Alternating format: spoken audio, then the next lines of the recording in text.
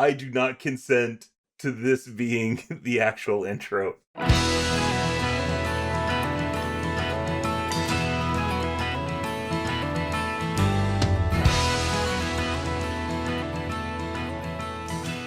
Hello and welcome to JudgeCast. This is episode 373.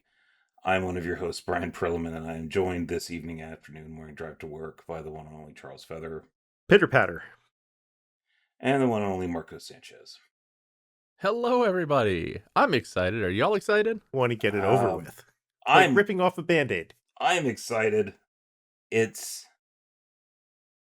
so in case you couldn't tell by our varying degrees of enthusiasm, this episode is going to be on CEDH, the also known as competitive EDH, also known as Tournament EDH.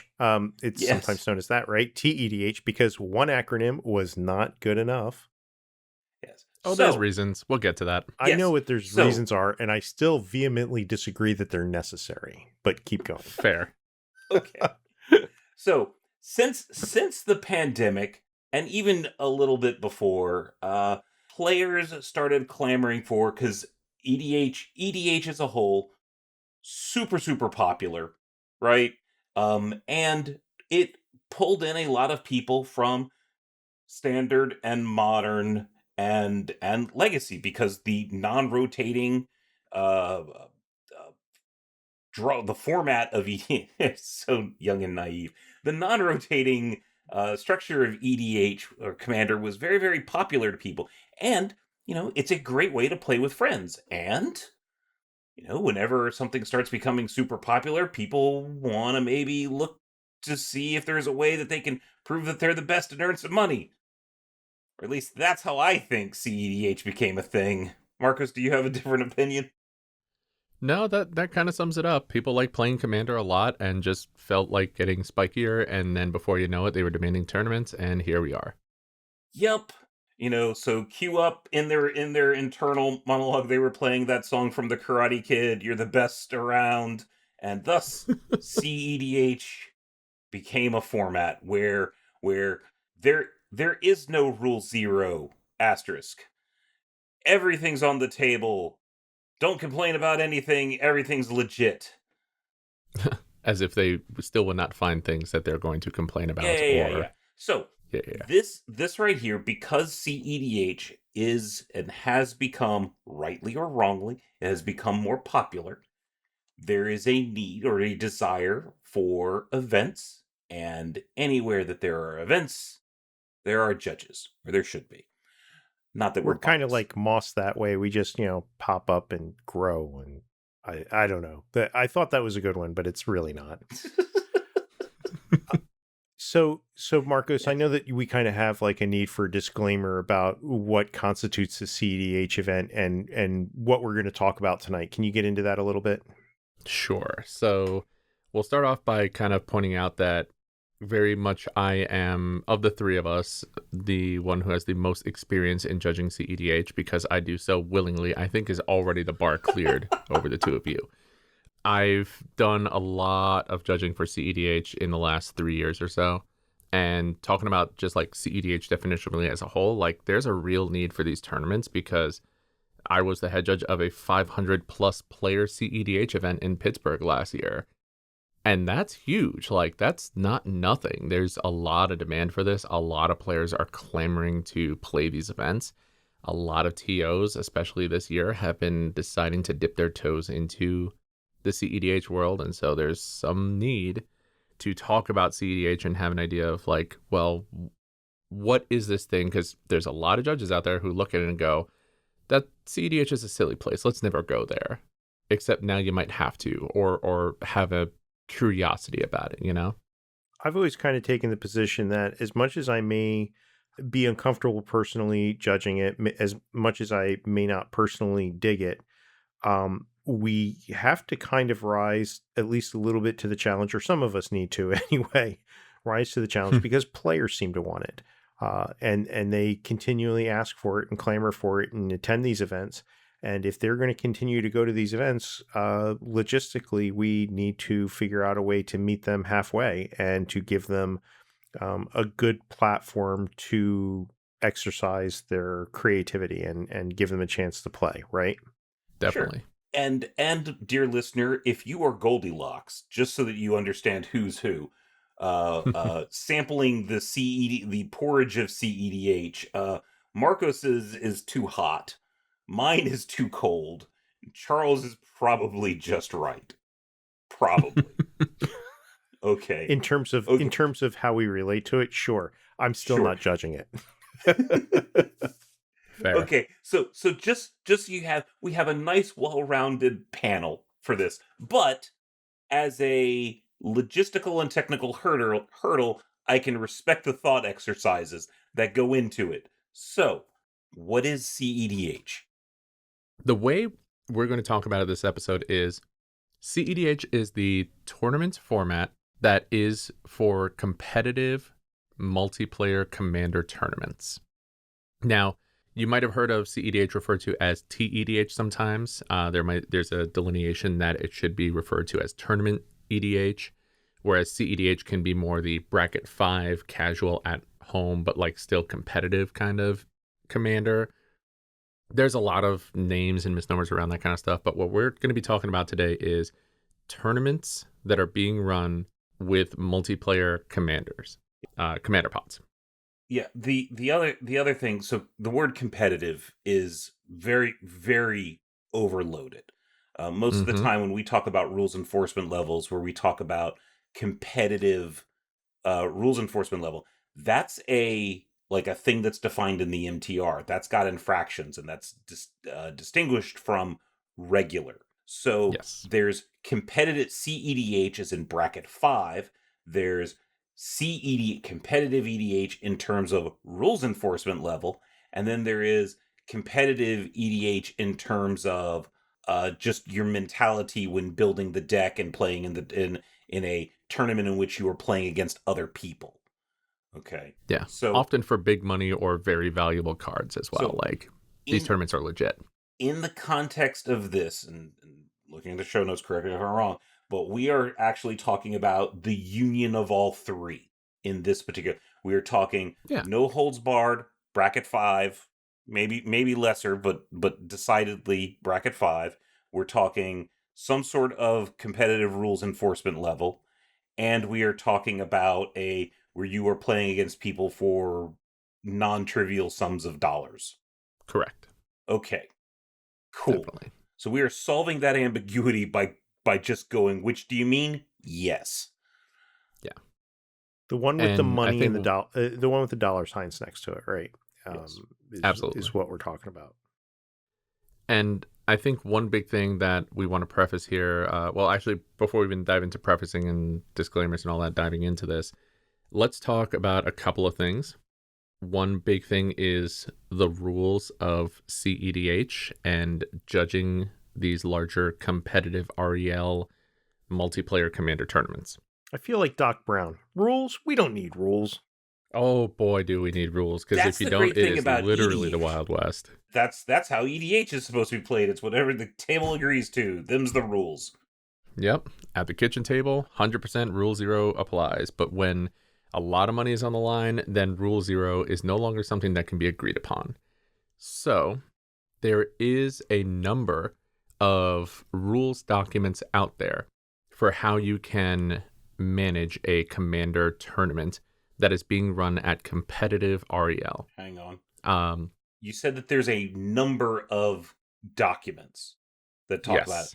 And the reason why there is that is because the Wizards MTR does not support outside of Two-Headed Giant, does not support tournament multiplayer Magic.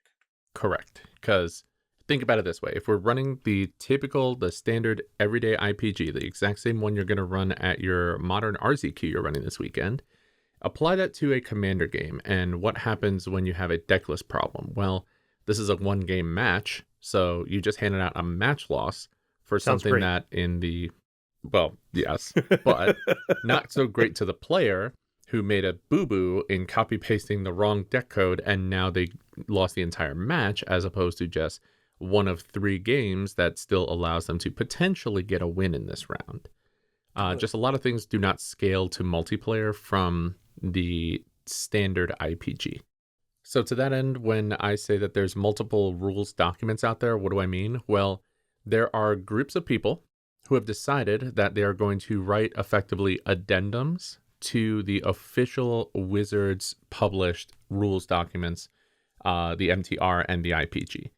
Now, thing here is there is no official rule set out there. There are at least 3 or 4 of these documents out there that I'm aware of right now that are actively being used at tournaments. Some of them aren't even just documents. Some of them are, for example, Star City Games, when they run their CEDH 5Ks, they run them at what's known as Regular Plus, which is effectively regular REL fixes, but you have deck lists and can provide deck checks. That's how they decide to run their CEDH tournaments, because they don't want to do anything outside of what the official policy for Wizards is. There are other rules documents out there. For full disclosure, I am a contributor to one of those documents, the MTA, which is effectively an addendum to the standard IPG and MTR, where we just give you options for what you can do if you are playing a multiplayer game. There are also other ones out there that Pastimes has created, because every MagicCon now does have their Last Commander Standing CEDH, effectively competitive commander tournament, and they have their own multiplayer rules document that they use to govern that. The UK has a UK CEDH rules addendum. There's a European CEDH rules addendum. CEDH is a very community-focused format and tournament, and so you're going to find a lot of localization. The US typically is using the MTA, but there was a document made by Monarch that is many years without being updated, so I don't find many tournament organizers really relying on that, but some will reference it, especially if they're not familiar with CEDH as a tournament series. So there's just a lot out there. When we're talking about this today, we're going to be largely talking from my experience of having run tournaments in the US and using the MTA. However, I have looked at some of the other documents and will try my best to point out here and there where I notice differences. So why MTA? That was a question. That's terrible. But yeah, sure. Why MTA? Why not choose the Monarch one, or why is the European one not more readily adopted here, or what's the advantage? What's the principal advantage for the MTA? Yeah, why this one instead of us coming up with our own standard? Great question. So it's largely been adopted by some of the largest tournament organizers for CEDH tournaments in the US. Land Go operates it. Top Deck has run a lot of their events based off of this. In fact, the original version of this document used to be referred to as the Top Deck document. It is no longer run by Top Deck. In fact, it was never even owned by Top Deck officially. It's always been run by an individual judge, Maxwell Molinari, with a lot of consultants, including myself, including Baldy, including Rob McKenzie, including Brooke Gardner-Durbin and Seth Arar over the years. I mean, we've had a lot of people who have put a lot of thought and effort into this. Sylvain Desjardins, Brittany Russo. I mean, we have a lot of people who are very heavily ingrained into the CEDH community, who are actively often discussing updates and continued focus on this document to make it as good an experience as possible for players. That's why I'm a big fan of the MTA and why I chose to be a contributor for it, because I saw it definitely didn't look perfect to me when I was first looking at it, but it definitely is one of the better options that are out there. Nothing against the other documents. I just think it is one of the better ones. No shade, but small amount of shade. But not really shade. Small amount of shade. All right. I have a personal investment in that. Got it. For what it's worth. So no, that's a little bias here. That's fair. But my understanding, I've read the MTA. My understanding is that the MTA covers things fairly well. I think that any judge who reads it and judges these things would like to make an adjustment, and I'm sure that they have a lot of discussions, and some of them are spirited about that. But it seems to be the rule of the land for the most part, right? Most part, yeah. So let me ask this about the MTA. In Magic, okay, we have the Magic tournament rules, and then we have the jar, and we have the IPG. Commander, or CEDH, has tournament rule adjustments, but then there's also the policy doc. Those are separate docs or single doc. It's actually one single doc that just has all of the addendums that you would add on to either of the rules documents, the MTR or the IPG. Okay. So realistically, if you as a judge at your LGS are asked to run, your TO wants to get them some of that CEDH money, okay, and they want you to run a CEDH tournament, you need to be aware, if you are running a CEDH tournament at regular with a few minor adjustments to help actually make CEDH work, or if you are running it up as a full up comp-rel event. Okay, Yeah. that's probably the first decision that you need to make. Okay, there is a significant overhead difference between the two, so you probably want to like meet your player expectation, and I would say that prize payout is probably should be your largest determining factor.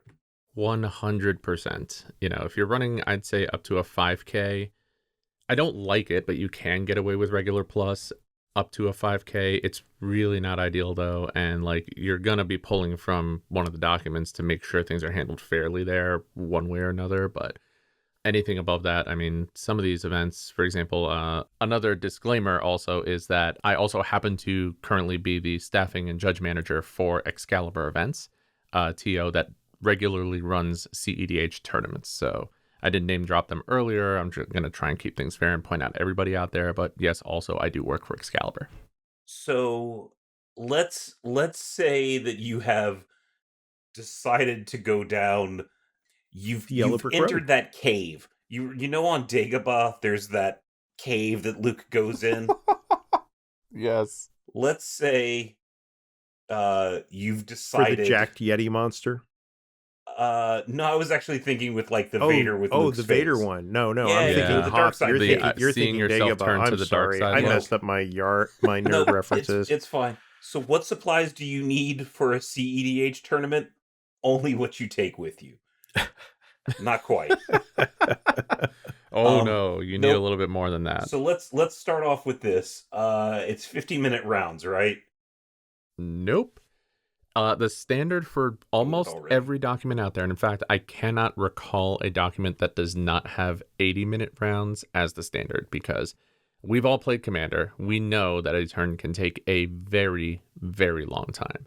So the generally accepted turn time limit is game time limit is 80-minute rounds. The MTA specifically has implemented what we called the 20-minute overtime, which says once time is called in the round, we do not play any additional turns, because turns can take forever in this format, and they will because everybody's waiting to win until the last turn. But once we call time in the round, we are now starting a 20-minute timer. After we've called time in the round, active player finishes their turn. If you can't finish that turn in those 20 minutes, the game is a draw.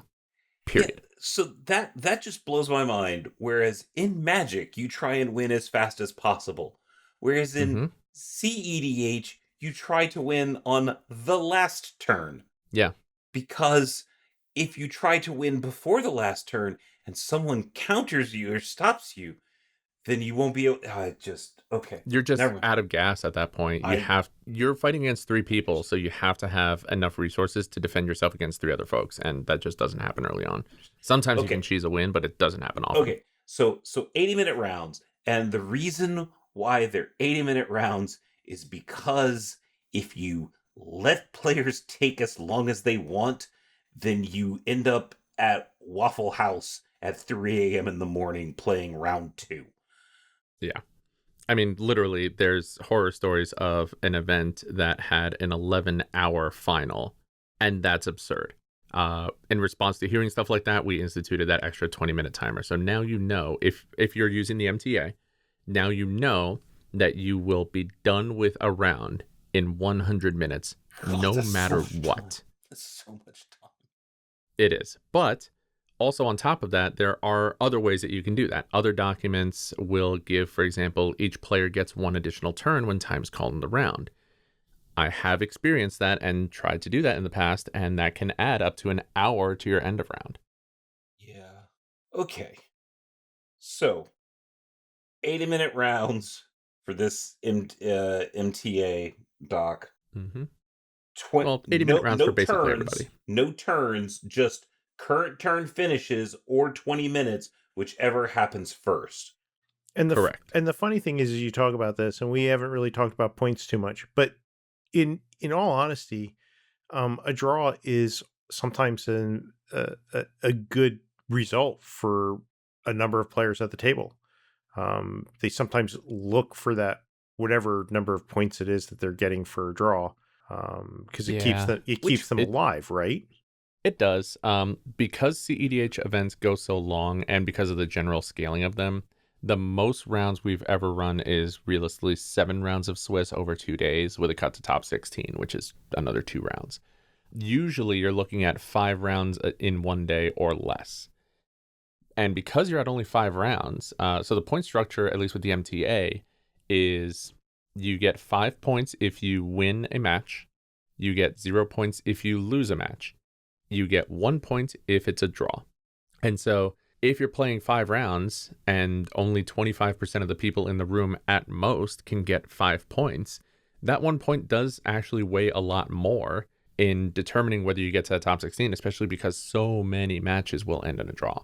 So like Swiss triangles and all that just completely falls apart when you're trying to determine what the top cut is going to be for Commander.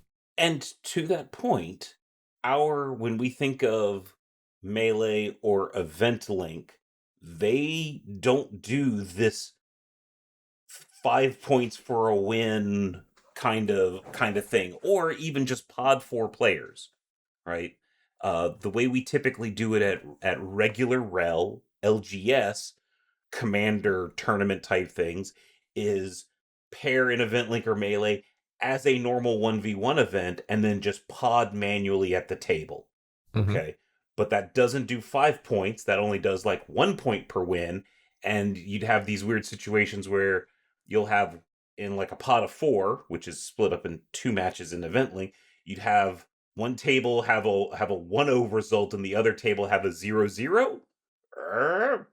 How does that work? And that goes up with timer. So there is a need, if you are going to run a CEDH event with this 5-1-0 type breakdown, you need specialized software. Yes, you do. So this conversation, and the reason we're being a little hesitant is there are multiple third-party software options out there. You're not going to find one that's endorsed by Wizards. There's Top Deck software. They are probably the software that is the most robust in terms of features and has had the most like hands-on beat on them time. However, there are controversies around the developers associated with it that will impact your ability to find judges, scorekeepers, and even players willing to associate with an event using that software. There are alternatives. ShuffleUp.gg is a relatively new, and actually it's not even relatively new, it's just flat new. There was the most popular alternative was Spice Rack, and it kind of went belly up. What happened with Spice? Like that was a sudden thing, like a month or 2 ago. Not even. It was literally 3. It was about a month ago. It was when it happened while I was flying to Vancouver for the Riftbound RC or RQ, and effectively what happened is Spice Rack got bought out by Cardi.io, another tournament software out there that Riftbound primarily uses, as well as some other trading card games, and they got bought out by Cardi. And I believe, do not take this as for sure gospel, but my understanding is when they were acquired, they did not port over their accounting to continue paying for things like server costs and updates ports and things like that. Yeah, some of And it eventually was just ported kind of and some of it expired. wasn't, and they made errors, and apparently there was an account that was, or accounts that were not being paid, and they weren't aware it was not being paid, and it Yep. kind of cascade failure in terms of costs and money owed, and there was very little they could do about it in time. Is kind of my understanding of the Cliff Notes version of it. I read into it a little bit too at the time. It sounded very Yeah, sad. that's what I've largely heard as well. Yeah, it sounded very sad, but they're Yeah. that they leave a void. So we record this. It's recorded. It's out there. We don't really update it for the next couple of years. We may not do another CEDH type episode. So if you're out there listening to this and it is, I don't know, October 2027. Take a look and see what else is around there. Or even if it's tomorrow, after we've dropped it out there, maybe there's something new by then. Take a look and see what's available to you, see what fits the tournament that you want to run, and choose something that will work out best for you. Yeah. Again, a lot of these apps are very much in their infancy because scorekeeping software is not necessarily easy. And it also, to be as fully featured as some software is out there, you just need a lot of reps with it, which not everybody's had the opportunity to do. So I expect the space for third-party software for multiplayer games to grow, especially because other games, like, for example, Riftbound, has competitive 2v2 tournaments, which I've been head judge of recently. And that definitely could benefit from having multiplayer-focused software. So I'm sure it's something that's on a lot of people's development plates right now, but not quite fully there yet. Yeah, but either way, you need to have something in place for your tournament to be able to run it. Have a plan for the software. For example, a local TO in my area decided to run a CEDH event and then pulled up Event Link and then went, okay, cool, where's the CEDH button? And the players who showed up were not too happy about that outcome. Yep. I can show you where the CEDH button is. It's on the cash register button as you go to Staples and buy a pack of note cards. It's a little green X in the bottom left-hand corner. You just build it in Excel. So yes, look, we've talked about the software. We've talked about the types of or the length of rounds. Let's get into what an event looks like. What are the main differences in just taking judge calls or how the event progresses through the day, or I don't know, anything related to what judges are doing on the floor. So with 80-minute rounds, you do have a different ebb and flow to the tournament overall. It just feels a little different because you actually have a little bit more time between your beginning of round, get everything going move, and needing to start doing end of round procedure. As a judge, there's a lot more opportunity for judges to have some discussions, for mentorship to happen. In fact, one of the things I really enjoyed about my first CEDH events was that ability to do mentorship more in depth and have more discussions with judges on the floor while we were waiting for calls, because there was so much time in that round. It felt a lot more like classic, like PTQ style events where mentorship was much more of a focus than, unfortunately, I think we have the opportunity to focus on now. When it comes to judge calls, though, judge calls can get a little more challenging. You have 4 players as opposed to 2 players at the table. Which if you've ever gotten a call at a contentious 1v1 match and had to struggle with keeping control of that situation with just 2 players, imagine 4 players all riled up and fussy and trying to figure out what is happening when everybody is slinging spells. You have 18 triggers on the stack since the last spell was cast, and you're trying to figure out whose priority it is. It's definitely judging on hard mode, I think. In fact, I think CEDH is likely the most challenging specific format that you can judge right now as a whole. That back in the day used to be something like Legacy, mainly just because of the complex card pool. But here you have the complex card pool of everything that's legal in Commander, including specific for Commander things like Deadpool. And then you also have twice as many players all trying to be heard at a single time. It can be a little challenging. And the stack's like 20 things deep. Yes, I love when I see only 20 things on the stack when I get a call. I've seen literal 100+ things on the stack. Let me ask you a really weird, hyper-specific question. is it likely Sure. because you have 4 players at a table and because these situations can be more difficult, is it more frequent for a judge shadowing to be more interactive with the call, or is it simply the one judge takes the call and that's it? I mean, I've never been to one of these. I don't see it. I don't see how it evolves organically. That's a great question. Realistically, there's still always going to be the lead judge who's like taking the call and the shadowing judge. Sometimes, if the shadowing judge needs to step in to like help with a player across the table, that does help a lot. Being able to have a judge on each side without having to run back and forth around the table helps with some more contentious situations, but it is typically the standard type of shadowing call you would expect. Okay. But yeah, and I say all that to more give you an idea of what can happen. The funny thing is the delta between the most challenging judge calls you're going to get and the other type of judge call you're going to get, which is realistically going to be, hey, judge, I can't read my opponent's super fancy foil card that's in a different language, that's from a secret lair or this other thing. Can you give me oracle text on what this card is?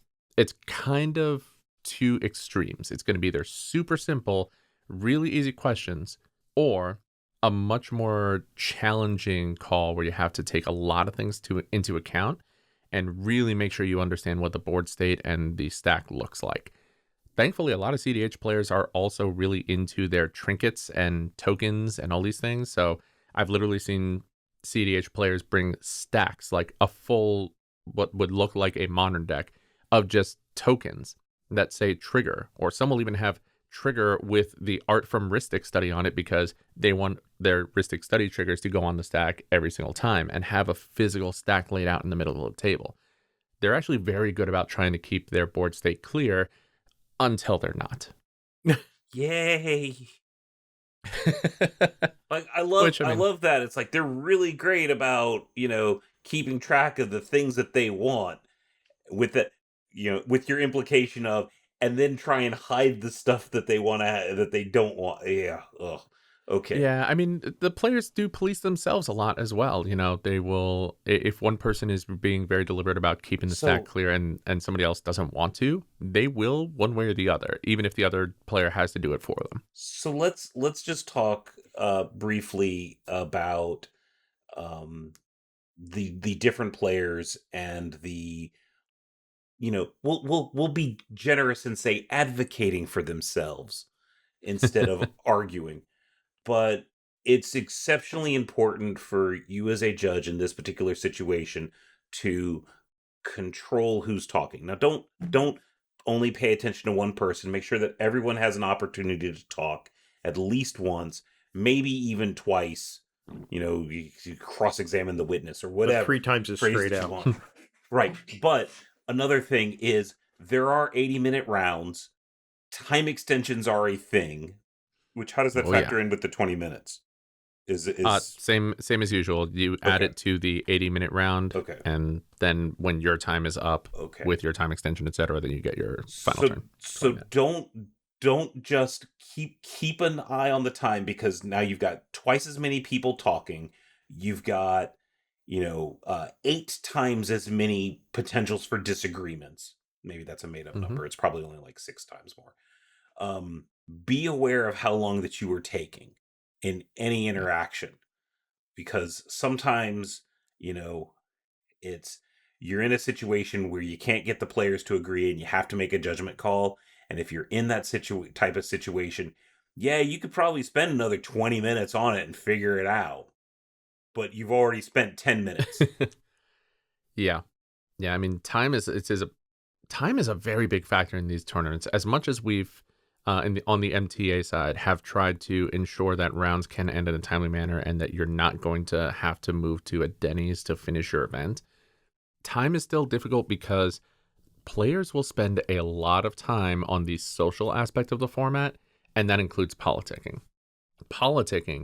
Oh man, it's the bane of my existence in CEDH, because I can sit there at a match and watch people talking around the table for a few minutes, and as much as I want to yell at them, like, do something already, they are technically taking actions in discussing a line, discussing what somebody else is going to do, what their answers are to the win that is being presented on the stack, et cetera, et cetera. And so there's going to be just a lot more talking in general, So which I just heard means that as a judge, you need to poke them a little more about getting things done. I heard some people talking this weekend at the Star City event talking about talking being considered a game action.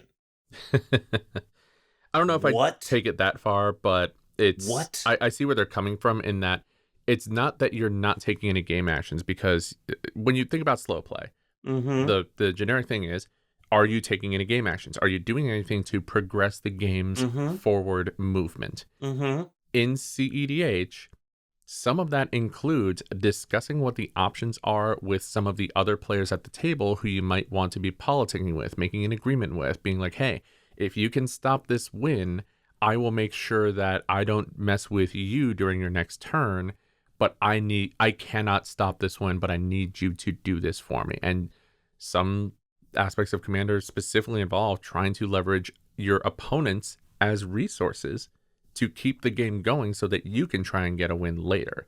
Let's all stop this one person from winning so that one of the three of us can win. That's not. Let's all stop this one person from winning so that I can trick all of you into helping me win. And that's kind of what How it does is. this not devolve into chaos? I listen to this, and I listen to people talk about politicking. I get it. I see the appeal. But it basically, you're winning through social engineering, and A little bit, yeah.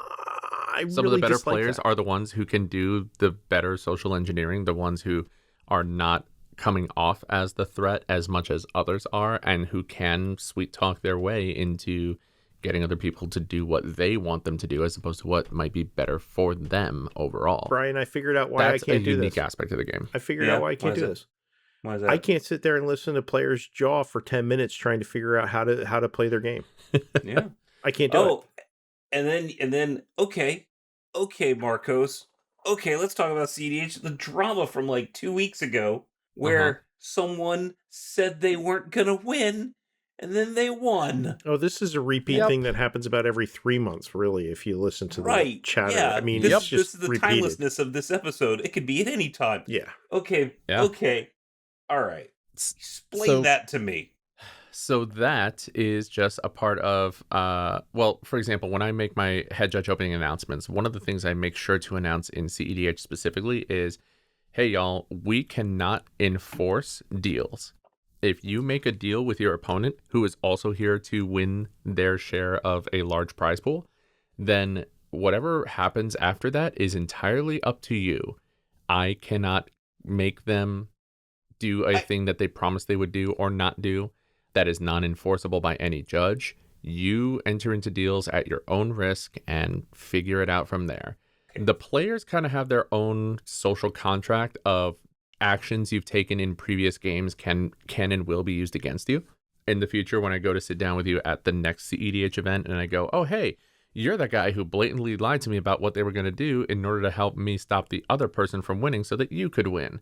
Guess who I'm not going to wheel and deal with in this game? So it's kind of self-correcting. Sure, but at the same time, players should just go in expecting the curse your sudden but inevitable betrayal. Like, every deal exists to be broken. I clearly cannot choose the cup in front of me. Right. Exactly. Like, okay. You get into these battle of wits all the time, and like, you just do the best with what you got, and if you got, then you got. Like, there's not much we can do about it on the judging side, as much as they wish we could. From a rule standpoint, you can lie about future actions. 100% you can. Yay. We will not stop you. What have you got in your hand? I've got 5 lightning bolts.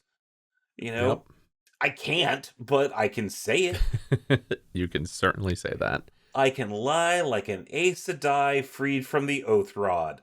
Okay, so politicking. And if you get that reference, we can be friends. Yeah, politicking and bad actors aside, how does it all kind of work? I picture a EDH event as something that happens at my game store, and they've got 4 pods and it's casual. how do you start an event like this? What do you have to deal with, people who don't show up and all the different logistics that go into it? So for me, this is one of the things I emphasize most when a judge who's doing this for the first time asks me what are the things I need to know. With any event, I think the launching of the event is what sets the tone for the entirety of the rest of your day. With how smoothly that goes, with the things that can go wrong in that moment, like that is one of the most logistically challenging times of the day. No difference in CEDH, and in fact, there's a little bit more specifics that you'll want to do. Me personally, one big thing, especially when you get to the larger CEDH events, like your local shop, if you have a 32-player cap, you probably don't need to do this. But if you're getting to 100-player plus and you've done pre-registration for months leading up to the event, then you probably should. And that is, make sure you do a player meeting. Big reason for this, first and foremost, is, especially if you've had pre-reg for a very long time, people might have registered for this and just not shown up. In fact, there will be many of them who do not show up to the day of, who you're expecting to be there. And how this can be really impactful on your players is a lot of players loathe if they get stuck in a 3-player pod. But if you have the right combination of no-shows, you might end up in 2-player pods if 2 people who happen to be paired against 2 others don't show up for the event. Wait. So it's in your best. Wait. Math's not mathing for me, and I don't understand this. So help me out for a second. Sure. Why is a 3-player pod bad? I mean, it increases my chances of winning by what, 25%? Oh boy, yes. It's almost like the Monty Hall paradox here. But Okay. I think the big thing with 3-player pods, first of all, there's less overall politicking that you can do because very often it becomes Winning. you and I against them. Like realistically, you'll like, for example, if the 3 of us were stuck in a 3-player CDH pod, Yeah. we can only, like, if B-Pearl and I decide, hey, we're going to gang up on Charles because he's getting the most ahead, there's really nothing you can do. There's nobody you can reach out to and go, hey, they're ganging up on me, but if you and I team up, then we can do something here. So, like, there's that aspect. Also, there are some card combinations that specifically require you to have 3 opponents so that you can attack, gain some life, create a certain number of things, and create like a time sieve loop. Like, there's just some things that work better when you have multiple opponents that you can point things at. Okay, that I'll believe. I get there's that. multiple aspects. Okay. In general, you sign up for 4-player pods. I don't believe it. I need to see like the real data. I bet you it is like statistically the going from 25%. I realize that first turn bias is a thing. But, sure. But let's just pretend like 25% versus 33% likelihood of winning is, I feel, again, this is feelings, that it is more what you were saying of is like, I don't want to be the one that gets ganged up on instead of, but you probably wouldn't mind if you were always the one ganging up, Correct.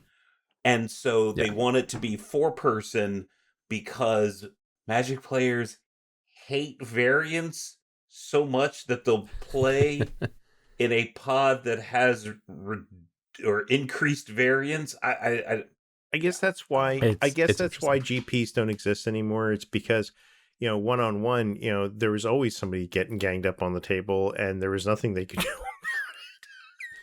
about it. If it's 1v1, somebody's always getting ganged up on. Oh, okay, yes. All right, got it. Yeah. Okay. We'll get there. The 1v1 gang up. The old 1v1 gang up. Yeah, there you go. Okay. Yep. So you have a player meeting to remove the no-shows. So that is different from at your regular LGS when you try and get pods going and you don't necessarily care about who wins or, points or anything like that. And you just fill whatever pods, Oh, you got some no-shows? Okay, you just move people around. Exactly. In Scale CEDH, is really the thing. When you're doing this with 100+ people, you can have 5 to 10 people not show up. And that's a big amount of your matches that are overall affected, especially because it's only, 25% of your total player count is your table numbers. Yes. Or your pot amount. So if you are a CEDH player, okay, listening to this and haven't turned it off because you're tired of hearing of me dog on your format, please. No, I mean, I'm serious here. This is a do not no-show if you pre-reg, show up, or call and cancel or something, because the more people that no-show events just means the longer it takes for other people to get playing, because we have to restructure and we have to move people around. Yep. Ta-da. 100%. Now, do you do this? Do you do a player meeting by pairing, I'm doing air quotes, pairing round one, seeing if you've got everybody, and then if you do, great, that stands, there's your round one, go.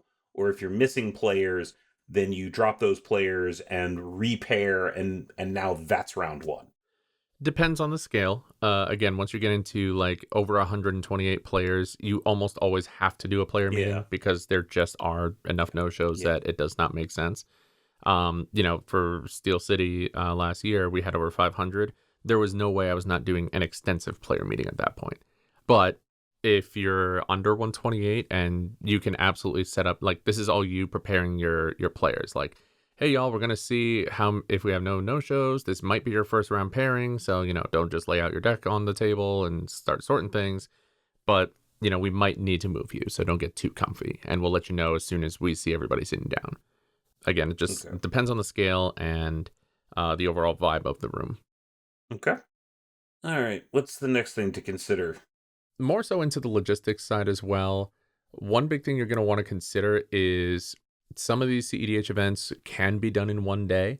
You can absolutely get 5 rounds and a top 16 done in one day, and that covers you up to a pretty sizable number of players for the number of rounds that we recommend in the MTA. Like, if you have up to 128, you can still do 5 rounds with a cut to top 16.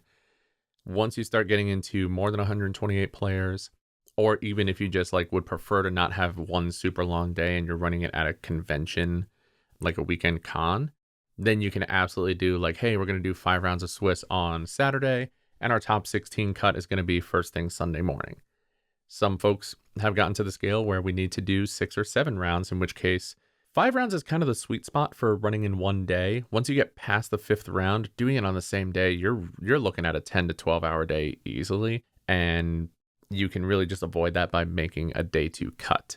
We recommend a day 2 cut in the MTA when you hit 7 rounds or over 209 players, because then it's really easy to just run 5 rounds on day 1, 2 rounds of Swiss the next morning, and then do your top 16, and you're done.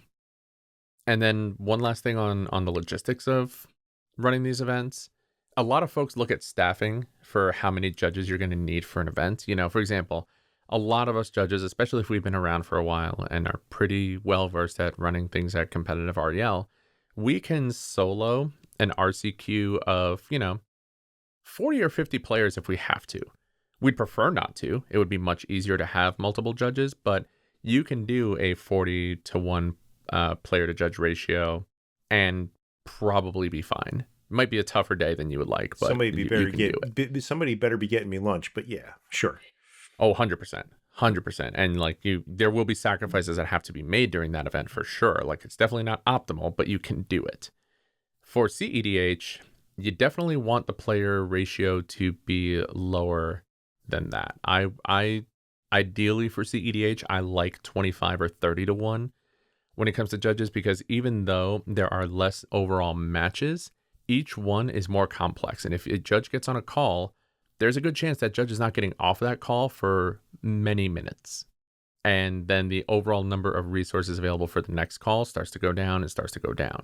If you have 2 judges for a 128 player tournament, you get 2 judge calls, then nobody else is getting an answer to their judge call for at least a few minutes. And that's just not great. So I would imagine you have fewer judge, I missed my trigger, and more judge, there are 18 pieces on the board and 30 pieces on the stack, and somebody did something, what do? And I would imagine that the latter questions always take a lot longer to suss out, just even on the basis of the overall impact may not be any greater. I mean, maybe you have somebody that, this is a trigger in the end or whatever, but you have to take time to puzzle through all the pieces. Yes and no. So half the time, the mistrigger call is that second call where you're going, I have 15 pieces on the stack, there's 30 pieces on the board, and 8 actions ago is when we missed this trigger, how do? But also, I will give CEDH players credit. For the most part, on average, they are very good at giving you the exact details that you need, letting each other talk, and letting one person just kind of like tell the judge the thing. Because the CEDH community is actually very fond of judges because they recognize that not every judge wants to be there. And the ones who do want to be there, they really appreciate, and they do build very strong bonds with judges. Like, there's a lot of players who I'm much more on friendly terms with in the CEDH community than your typical competitive community out there.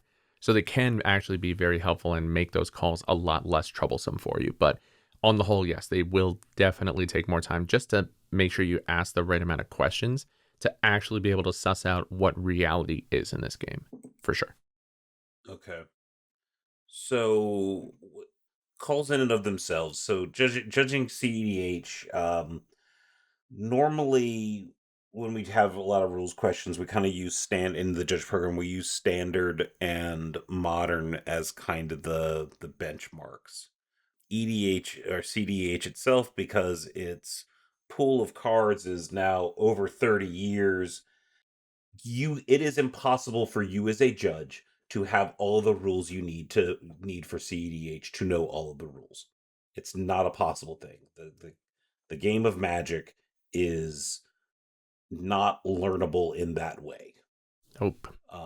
Right. So calls that you have are going to have the possibility to be more complicated than things that you are familiar with. So a skill that you probably want to have is learning how to navigate the CR, like knowing where the general areas for things are is very, very important, because you are going to be looking things up more often. 100%. I will never forget this. So last year, I was working with an L1 at an event who was telling me that they were working towards level 2, but the only competitive level or competitive REL events that they could work in their area and based off of their stores was CEDH. Woof. And I told them, absolutely not. Do not try to learn competitive REL by judging CEDH. CEDH is what you do to show off how well you know the rules, how well you know the policy, how well you can navigate very complex things in the CR, because realistically, all of that will happen. This is not where you go to get CompRel experience. This is where you go to demonstrate your CompRel experience and your CR knowledge. The pool of cards is deep, and they pull from everywhere in there. Copy Enchantment and Copy Artifact are playable cards. Carpet of Flowers is very much a playable card. And in fact, all the cards that you see on the table, they will be lying to you, because the rules text that are on them is not the actual Oracle text of that card.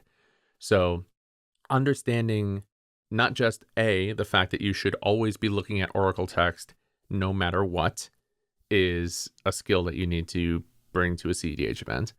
Knowing how to find things in the CR for very complex interactions is a huge skill that will make your event run a lot more smoothly, because you just don't have to give out as many time extensions. Like, this is why people are constantly saying you need to be off book. You need to be, doing closed book testing to show that you're leveling up, because you need to know how to find this stuff. You need to have the understanding and the inherent built-in knowledge. Those two things seem contradictory. Sure. Okay, you need to have the off-book knowledge so that you know how to look things up. Certainly. Okay. You have to know what you're looking for, realistically. Like, you can't just search a word and then dive through 80 different entries in the CR that has that word in there. Or that is part of another word.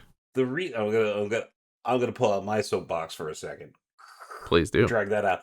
Okay, so the reason why Judge Foundry, for example, in the Legacy program does closed book testing is, or at least this is my interpretation that I happen to agree with. I guess it would kind of have to be if it was my interpretation. But anyway, a lot of times you have to be able to realize or know that there is a particular interaction, okay, in order to know that is a thing that you have to go and dig up. Like, you have to know that a creature card is different from a creature spell, is different from a creature source, is different from a creature. Yep. Okay. You have to know, and specifically creature card versus creature. Those are different things. And so you have to know in order to even suspect that there might be an interaction out there. You have to know that there's partial fixes for GRV in order to recognize this might be a situation where there is a partial fix. You have to know that this is a situation that might get upgraded to a game loss in order to know to go get the details for it that you might need. Yeah, you That might need to know that a tournament shortcut applies, because if a tournament shortcut was applied, all of a sudden you don't have a penalty anymore because you're actually not doing anything wrong. right. And historically those, sometimes people just don't. Well, if it was a test, I'd go and look it up. And then when they're on the floor and the situation occurs, they're like, I know this, and they don't. True story. Right? Right? Like it's kind of one of these situations where if everybody looked up every ruling, okay, that's then the test would be, open book. But Yeah. And there's like the general feeling that like some people will have, and I understand where this comes from, because a lot of times in judging, when you're first getting into it before CEDH was really a thing, judging Commander was kind of like the expectation when you're first starting to judge, because you're not necessarily ready to judge the RCQ. You're not necessarily ready to judge the Spotlight series or the RC, well, hold because you on. don't have the deep policy knowledge, things like that. That's because Commander at its core is a kitchen table game. Correct. Okay, Commander at its core is a kitchen table game where the points are made up and the rules don't matter. Okay, and Yeah. that is the fundamental difference probably between Commander and CEDH in Mm-hmm. terms of rules, which is in Commander you can kind of rely a little bit on how's the if you're unable to figure something out, which you should never just guess, but if the table's just happy with the result, the table almost doesn't need a judge. They can just Yeah. figure it out themselves. Whereas at CEDH, they're going to be like, welcome to Stack Hell. Basically, yeah. Yeah, it's one of those things Population that you just want to make sure you're on top of, and don't approach it with the idea that, oh, it's Commander, it's easy. Like, it's just not. But yeah, you can go back in the JudgeCast archives, and when we were talking about Commander, you can hear multiple times us just going like, that only happens in Commander. Give us a call when that Yeah. happens. All these crazy situations. Yes, players make them happen in CEDH where there's actually money on the line. You actually have to figure it out. Yeah, they build decks entirely around very unique interactions sometimes, and that's how Now, they end up winning. to their credit, when they do that, they will be sure that they understand the rules. And you can Mm-hmm. actually use that as a resource. I Yeah, ain't too 100%. proud to It's usually beg. the opponent who's asking you about the ruling question on this. They're like, Right. are they cheating, or is this actually happening? Yeah. Okay. Sure. So all of that's great with the comp rules, and all of those examples about why we need to know the comp rules are all amazing. But every time I've read the MTA, I am amazed at the adaptations and the not necessarily backflips, but how it is adjusted to the multiplayer environment. So, when Marco says, you don't need to go here if you're an L1 and to demonstrate your knowledge, that goes doubly so for the policy end of it. The policy end of it, if you don't have a extremely firm base in understanding not just policy, but the philosophy behind policy before you get there, you're going to find yourself way out of your depth, I think. You really need to have a strong understanding of the infraction procedure guide. You have to have practiced it. You have to be able to jump through the multiple flow charts that exist in it, and be able to Sure. do that stuff, because the MTA doesn't make that any easier for you. I mean, Well, it does do it better with multiplayer, but if you don't have the grounding, you're going to have problems. I guess is So my yeah, point. well, I think that's kind of true for anything, right? If you're gonna modify something, you kind of need to understand what it is that What you're the basis modifying is. Yeah. first, right? Yep. Yeah. Know what something is before you can know what the rule Yeah. is before you Yeah. break it. So when we talk about the Right. comp rules and we spend a lot of time doing that, I think the other side of that, the policy side of it's really important to stress too. Yeah, I agree. And actually, I realized I didn't talk about how we address certain things happening in CEDH. Like, for example, what happens if you do something that would have otherwise been a game loss and now that automatically upgrades to a match loss because it's best of one. So I'll just take a quick second to talk about specifically here. I'm talking entirely from the MTA perspective. If you're in other countries that are using different documents or just at a tournament that uses something different, please go by what they wrote. And if possible, talk to some of the folks who are involved with writing that if you have access to them, because they will be able to give you some of their reasoning and philosophy behind it. For the MTA, we have instituted something called a turn skip. A turn skip is exactly what it sounds like. The next turn that you would take in the game, you don't. You just skip your turn entirely. You treat that turn as though it did not exist, and then you move on from there. That is just kind of like a control F find and replace for game losses. If the infraction in the IPG would issue a game loss, you're going to get a turn skip instead. It still penalizes the player. Losing a turn in CEDH is significant because each of these turns can take a long time, and it takes a long time before your turn comes back around. So it kind of pulls you out of the game for a significant amount of time, so it still feels impactful, but it doesn't actually ruin your ability to win this match. So based off of that is why we implemented something like a turn skip. If this doesn't matter, then just tell me it doesn't matter. But how do players approach that? Like at a table, I tell player C that their next turn is going to be skipped, right? Players A, B, and D get to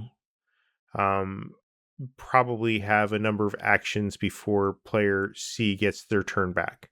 Does player C still politic? I mean, I'm sure they try, but do players A, B, and D actually pay any attention to the politicking by player C until they have a turn back?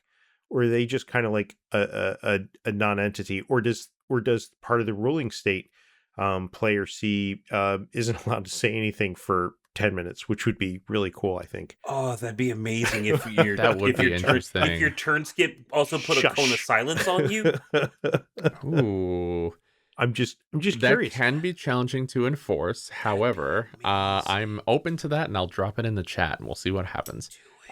Do it. Oh man, does that mean I get to put JudgeCast as a contributor to the MTA if we make that change? I don't want any part of that. I don't want my name on it. I don't want to get any of that on me. It's fine. I'm just curious. Like, are they supposed to just be silent, or do the players tend to ignore them? That's a great question. They are not required to be silent. They are not just, banished to the corner to be quiet and look in their corner and think about what they did. But they can still interact. They can still play spells at instant speed on other people's turns. Some people will still try to just go off on somebody else's end step and generate enough mana that it didn't actually matter that they got that turn skip. Just like somebody who you gave a deckless problem to in game 1 of their match can still 2-0 their opponent and, it didn't actually matter. So hang on. An actual example, please. Okay. Tardiness. Okay. Yes. Okay. Tardiness in Magic, like I almost said real Magic, but just in constructed 1v1 we know Magic. Where you stand. You can say real Magic. I'm gonna say in constructed 1v1 Magic or just 1v1 normal Magic. You can't not say it. Yep, I get it. I can't not say it. Okay, if someone is 3 minutes late, that is a game loss. Here's your 3-minute extension. Continue on. Okay, in a multiplayer game, would it be this person, one person in the pod is 3 minutes late? You then give them a turn skip? That's right. For the turn 1 of their game? That's right. They just don't take their first turn. Yeah, and in fact, tardiness specifically, so we amended that a little bit because of needing to get the game started, because also players want to know, are they actually going to be playing against 3 players or 2 players? Because that affects their mulligan decisions. Yeah, that was going to be my next question. It does. So what we have done for tardiness is players who are not in their seat within 1 minute of the start of the round will skip their next available turn. And then after 5 minutes, the player will be counted as a no-show. So tardiness is 1 and 5 at CEDH. And effectively at that point, after 5 minutes, the fourth player, let's say, who did not show up, they're just removed from that match. And then the other three can begin their game. Because in CEDH as well, because of how big the decks are, how long mulliganing can take, more often than not, players aren't actually playing in 5 minutes anyway. They're resolving mulligans, they're shuffling, they're, doing their thing, especially if they have a massive deck that's triple sleeved because they're playing all these very expensive cards. So hang on now. I've got all kinds of weird problems, but I don't know how deep I want to go into this. So I'll let Bryan, I'll let Bryan tear it apart a little. I'm not gonna tear it apart. You should. I'm just gonna poke at it a little bit and just say, sure. So CDH, the rules around slow play are different. You can play slower. You can slow play more, or slow play is more acceptable if you're giving them 5 minutes. I am so issuing so many slow play penalties. What? Keep going. What's that mumbling over there? Play faster. That is rule number 1. Play faster. In fact, Excalibur has this lovely T-shirt that says "less yappy yappy, more tappy tappy." Like, just play the dang game.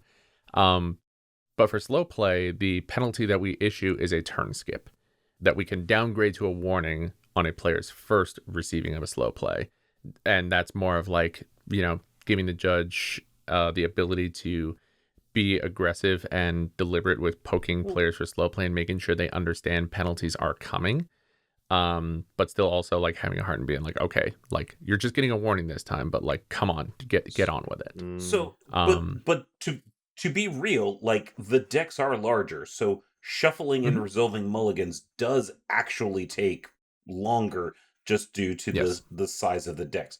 Okay, what's considered reasonable to shuffle and present then? As with traditional 1v1 Magic, there isn't really a set number of minutes that is stated, because we don't really want to legally allow somebody to commit some stalling. So it is just what makes sense based off of the player and the table's expectations. Having said that, the format is a fetch land format. It is a tutorable format. It is very much a format that people are diving into their decks left and right. So they usually are pretty good at finding fast ways to shuffle their deck. It's typically not actually a problem. The biggest part of the beginning of game procedure is just the fact that you get a free mulligan. A lot more players are going to take that free mulligan and therefore still be shuffling and setting up the game within those first 5 minutes. All right. Hey, got a question for you. Spite scooping. Ah, yes. Okay. I think spite scooping is legit. Yeah. 100%. If you're attacking me with a bunch of lifelink guys and you're going to take me out and we get points for a draw and I'm getting taken out, I'm going to scoop before them lifelinkers can hit me. Deal with that. You like your game of politics. Politic over that. I mean, you can absolutely take your ball and go home whenever you decide to. But I'm going to phrase it as take your ball and go home, because that's effectively what the policy is saying that you're doing. So what Bryan is referring to is that in the MTA, we have an addendum to MTRA, it's 2.5 conceding, and it says that during a multiplayer game, players are encouraged to concede while they have priority and the stack is empty on their own turn. A player who needs to concede at any other time will be dropped from the event and must talk to a tournament organizer in order to re-enter. Typically, it's either going to be the head judge or the TO. In this case, a judge will facilitate any mandatory actions of the conceded player until the stack is empty. If in the event this happens in response to combat, the turn will be facilitated until the end of combat. So effectively what all that is saying is we had a problem in CEDH early on that a lot of tournament players were really frustrated over, which was, yes, you can concede at any time, but my combo relies on, for example, me dealing you damage with this lifelink thing to gain a bunch of life, and then let's say shoot you with an Aether Flux Reservoir. And people would rage scoop, and then all of a sudden it's like, well, great, now this is like king making, and you're making it so that I can't win the game anymore when I had you dead to rights. Like, there was a feeling that the win had been earned at that point, and now the rage scooping is just causing a really bad player experience. So this policy was put in place effectively to say, we're going to kind of have a ghost player there, because A, we're never going to stop a player from conceding when they are done playing this game. Like, that is just a thing you can do. You can take your ball and go home, no problem. But if you're taking your ball and going home, you're going home. You'd better have a reason for doing this other than spiting. So, in order to help with that, if somebody decides, okay, I'm up and I'm out of here, well, then we basically facilitate there being like a ghost player still there that can still be dealt damage. And I'm saying all this with air quotes. I know you can't see it, but they can still be quote unquote dealt damage or attacked, or, whatever has to happen in order for what was conceded to in rage to still resolve and let the game continue to the way it should have before the rage scoop. It is a very controversial piece of the MTA, for what it's worth. I know some people who absolutely loathe that piece of policy. I'll be honest with you, I'm not the biggest fan of that piece of policy. I see the reason for it existing, and unfortunately, I don't have a better answer to address the problem that was happening. And I think the biggest philosophy was just focusing on player experience at a tournament and not ruining that because of salty players. And with all things regarding like MTRA or any addendums or anybody out there, so the MTRA that I'm associated with, or the MTA or any other documents, none of these are bulletproof yet. I will say that. Like, Magic policy, the IPG and the MTR have 30 years of polishing by huge numbers of extremely intelligent people working to make it as good policy as they possibly can make it. These documents are all relatively new. They've been iterated on a lot, but just like Magic policy 20 years ago, it's definitely not perfect yet. And so I always say, whatever policy is in place right now is not absolute dogma. It is just the best that we have been able to come to at this point. If you've got something better, though, I'm all ears, and I'm happy to hear it, because we will all try to keep making this the best possible environment for people to play tournament EDH in. 0 points for ties.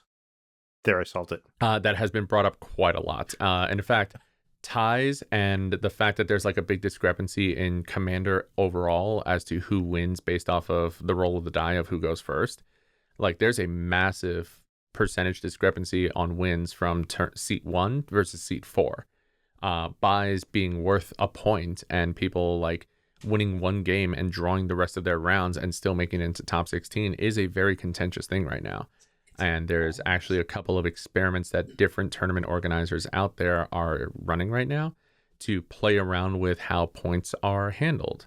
There's a scaling point structure that Excalibur tried that says if you're in seat 1, a win is only worth 7 points, but if you're in seat 4, it's worth 10. Seat 3 is 9, seat 2 is 8. And a draw is still 1 point. So increasing the overall delta between what a draw gets you and winning from whatever seat you're in, plus also rewarding somebody for winning from a disadvantageous position. And it seems to be working out really nicely.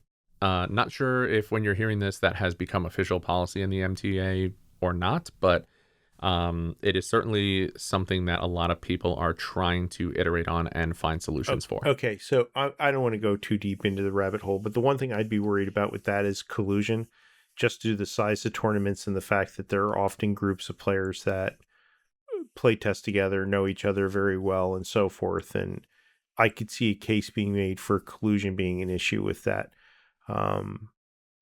Two players seated. One of the friends is seated in seat 4.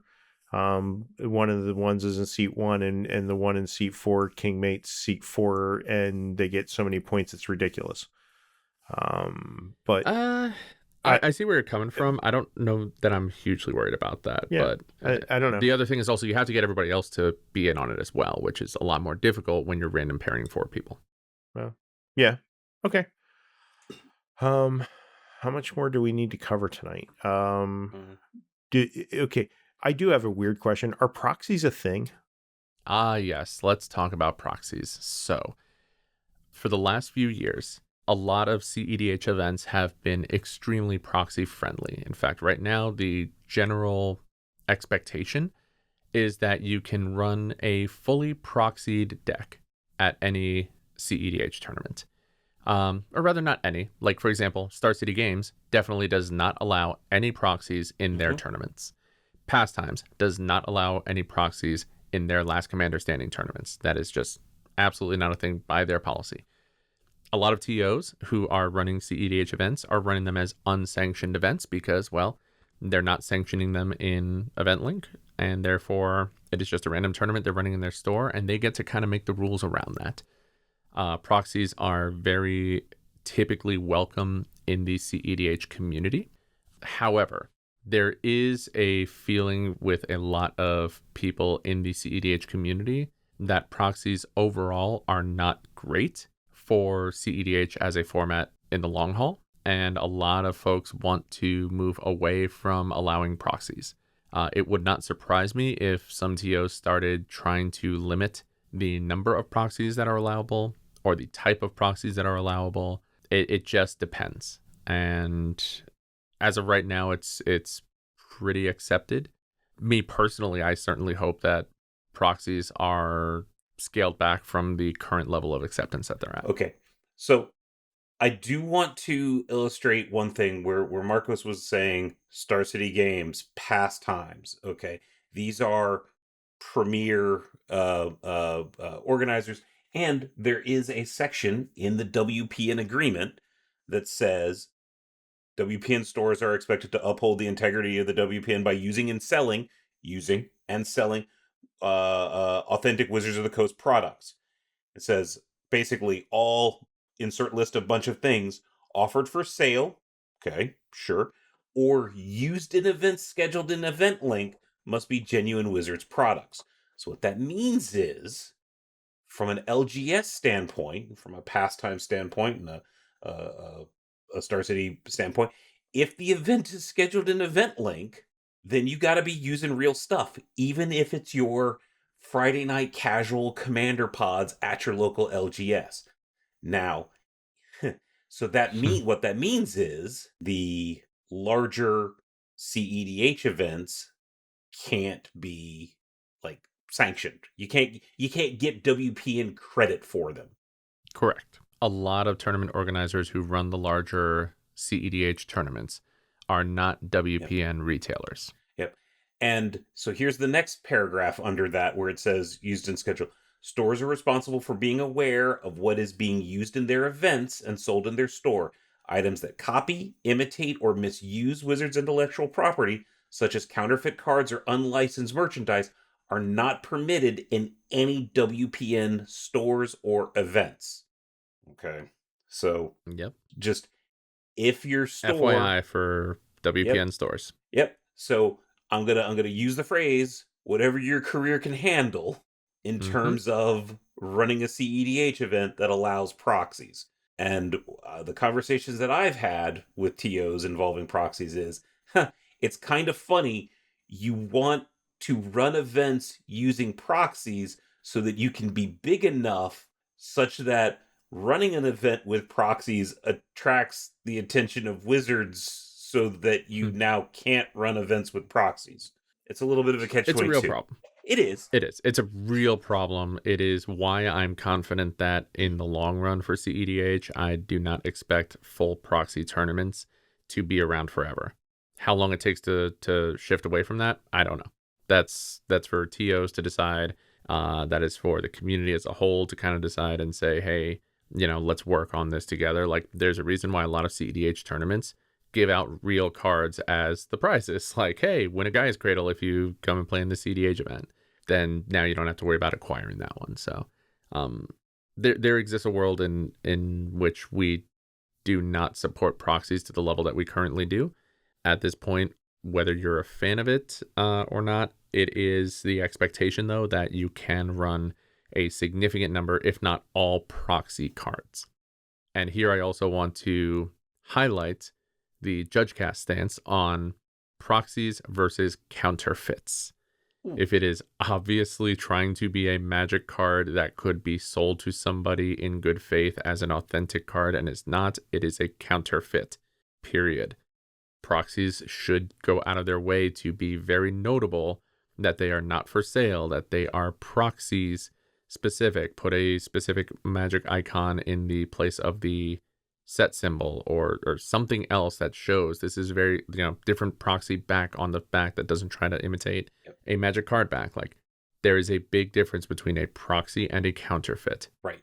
And here's the other thing about counterfeits. Okay, you can sit there and argue, well, I know, and I'm not going to sell them or trade them.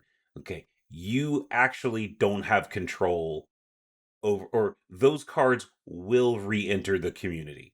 Like, I don't want to get like morbid or something like that, but that collection is gonna get sold at some point. Whether you need a house and you forgot, you put them in a box and forgot about them, and now you need to buy a house, or morbidly, it's part of an estate sale, something. Those cards are going to get your back deck gets stolen and somebody tries to sell it off as an authentic card. Yeah, it's funny how for some reason I'm like, yeah, but the death thing is so much more likely. Jeez. Or no, it's it's those cards are going to enter back into the market. It's not victimless. Right. It might be a long time down the road, but it's gonna happen. It just is, because you're not gonna remember 100%. To throw them away, and you're not gonna. So there's no such thing as an ethical counterfeit. Off the soapbox. Correct. Yeah, I think we all agree on that, even though I definitely do support stores using proxies in a way that is inclusive to players, to allow them to be able to play certain cards or decide whether they want to spend the money, the exorbitant amount of money sometimes for some of these cards to go into their deck, that they realize this is the deck I want to play. I'm going to invest money into it. I'm going to foil it out. I'm going to do the whole thing. I had a philosophy of like, oh, well, if you want to play in a tournament with fake cards, can I pay you in fake money? And I had a realization of, it's like, oh, that's kind of what store credit is, right? and it took a little bit of wind out of that sail. Got him. Yeah. No, that was me getting myself. But yeah. All right. If you are a store and your TO wants to run a EDH tournament, and they say, I want to run a bracket. Let's move out of the comp rel land. Let's talk about like regular rel plus. Okay, if your TO says, hey, I want to run a chill, like we get a lot of people that come in for Friday night, they play Commander, and I really want to turn that vibe into a tournament. So can I run a bracket 3 EDH tournament? Yes. Here's how you do it. What you do is you charge everybody $20 to enter. You provide everybody with pizza and beverages and no prizes. I legit love that. Because the second you turn a bracket 3 tournament into a tournament, people game that system to no end, and it turns into this cutthroat massacre of newbie players that think that they're getting in on something that should be a lot of fun, and it's not. Yeah. The number of people who have, like, I was the area lead for the command zone at MagicCon Vegas recently, and the number of players who stopped by and looked at the little leaflets that we had that outlined like what the brackets were, etc., and would like ask us to chime in on what their deck was, because they couldn't decide whether it was a 3 or a 4 or a 4 or a 5 and all that kind of stuff. Like, it is significantly broad intentionally, that it is up to interpretation what a 3 or a 4 or a 5 is. It's very vibes based. Yeah, and it's very vibes based. That is exactly the phrase I used with these players. Like, it is all on the vibes. Like, what are the vibes for you building this deck and how you want to play it? But as soon as you put something on the line for it, everything's I don't care if it's a pack, then all of a sudden you're going to get the spikiest bracket 3 deck you've ever seen. Yeah, and they're going to go, it's technically a 3. Exactly. And it's like, no, you can run a commander tournament. You can use like the CEDH style software that's out there, the commander pairing software, to run a tournament that is casual, but you have to run it casually, meaning very little, if any, prizing, a focus on the fun and the community of it. Like if you're doing this to highlight your regulars who are coming in and playing a whole bunch of commander, then, don't advertise it outside of your store. I was seeing at my LGS, I was seeing people bust out CEDH decks to win a Peter Porker promo. Yep, 100%. Like, yep. Just you put anything on the line and somebody's gonna be like, well, here's my Atali deck. I just Atali'd on turn 1 and won the game. None of y'all even got to play a single land. Basically, my Atraxa deck isn't like the other Atraxa decks. Don't worry about it. You wouldn't know my Atraxa deck. She lives in Canada. Yes. My Canadian Atraxa deck. Anyway, so almost beat that horse to death. Just if your TO says they want to run a bracket 3 commander tournament, they are running a bracket 5 commander tournament. Just call it what it is. Yeah. Have a frank discussion with your TO if you have that kind of relationship with them. If you just smell like the whole thing's going to be hinky, you feel free to do the reasonable thing, which is walk away. You don't have to work those events. You don't have to advise on them. If you think it's just going to be terrible and you try to put in your 2 cents and they're not listening, let it be terrible without you there. And you don't have to run that at like using the MTA. The MTR with some minor adjustments can work at like an LGS Sunday afternoon CEDH the bracket tournament. Yeah. Yep. Okay.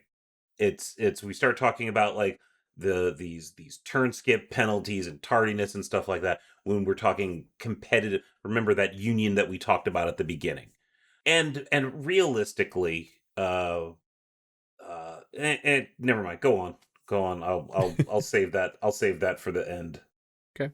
So, you want to apply to us. There's a large 5K or a 10K CEDH tournament. How do you apply to that? What are things that you might that a staffing manager might look at in your application? What do you want to see?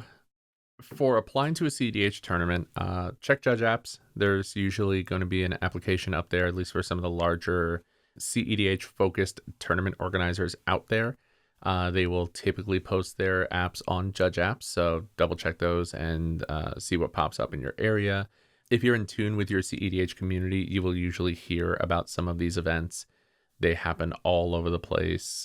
And one of the big things that I would recommend when it comes to talking about the experience, just show a passion for the format and that you care about it. As much as that might sound weird to say, not every judge does. In fact, most judges who do not want anything to do with CEDH don't apply for CEDH events. Just kind of makes sense to not go force yourself to go work an event that you don't have to work. But the people who really will be given an opportunity are the ones who are familiar with the game, who are who understand what it takes to run a good CEDH event, who have been to CEDH events maybe as players and can speak to what their experience at those events were and think about the player experience. That's the things that will typically make you stand out to a tournament organizer. Sounds great. And of course, the more, overall judging experience you have, that always does translate over well. I'm going to go search Judge Apps tomorrow and apply and not work one of these events. But more power to the people that do, and I'm thankful for them, because we do, as I stated, we kind of need to meet the middle ground where players want to do the thing. And I know Bryan thinks CEDH is terrible, and I generally agree, but players want it, so we need to figure it out.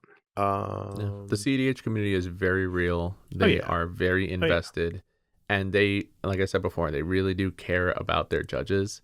There have been polls out there asking how important is the judge to you when you're deciding to go play at a tournament if you happen to find out who the judge is. And some folks will or will not go to an event if they know the judge or don't know the judge. They care. And it's Yeah, because of that community. It's because of the fact that we've shown that we care about their format and that we're willing to give it the care that it deserves. I am gonna spin that question a little bit. Okay. Sure. Are they willing to pay $10 more to make sure that the judge gets paid an appropriate amount? I believe so. Yes. I'm just like, I find it you know, It fascinating would not surprise me. because and my spin on this is I think I want judges to largely not be completely faceless, but and robots, but I don't want us to be remarkable. And I find that question feels like it's straying towards that, which is interesting. So like I think a big part of this also just comes down to the fact that CEDH has only really been as popular as it is lately over the last few years. And over those last few years, the pool of judges that have head judged one of these smaller CEDH events is much smaller. They're like The whole realistically, community is more boutique, really. I mean, even the player oh pool, yes, 100%. even the player pools. I know 2 or 3 players in my local store that they'll drive 100 miles regularly to do this. They don't care about doing RCQs, but boy, they'll go almost anywhere to do CEDH, and they really love it, and they're diehard about it. Yeah.